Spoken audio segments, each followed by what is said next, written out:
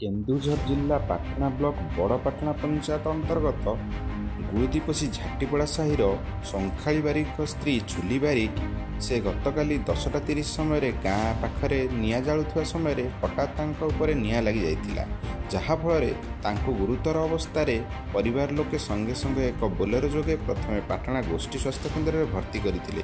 ସେଠାରେ ତାଙ୍କର ଅବସ୍ଥା ଅଧିକ ଗୁରୁତର ହେବାରୁ ଡାକ୍ତର ତାଙ୍କୁ ଜିଲ୍ଲା ମୁଖ୍ୟ ଚିକିତ୍ସାଳୟରେ ପଠାଇଥିଲେ। ସେଠାରେ ଅବସ୍ଥାର କୌଣସି ସୁଧାର ନ ଆସିବାରୁ ଡାକ୍ତର ତାଙ୍କୁ କଟକ ବଡ଼ ମେଡିକାଲ ପଠାଇଥିଲେ। ବାଟରେ ନେବା ସମୟରେ ତାଙ୍କର ମୃତ୍ୟୁ ହୋଇଥିଲା। ଏନେଇ ଝାଟିପଡ଼ା ଗ୍ରାମରେ ଦୁଃଖର ଛାୟା ଖେଳିଯାଇଛି। ଆପଣଙ୍କ ଘର କୋଉଠି? କୋଉଠି? ଗୋଲଦିପୋଷି। କ'ଣ ହେଇଥିଲା? କେମିତି? ନିଆଁ ଜାଳିକି ବସିଥିଲେ ଆଉ ନିଆଁ ଟିକେ ମୋବିଲ ଢାଳିଦେବା ଭିତରେ କେଉଁଦିନ ଏମିତି ହେଲା? କାଲି 8ଟା ଉଠିକି କେଉଁଠି ନେଉଥିଲେ? କେଉଁଠି ନେଉଥିଲେ? କେଉଁଝରରୁ କଟକରେ ରେଫର ଥିଲା ତାଙ୍କ ବାଟରେ।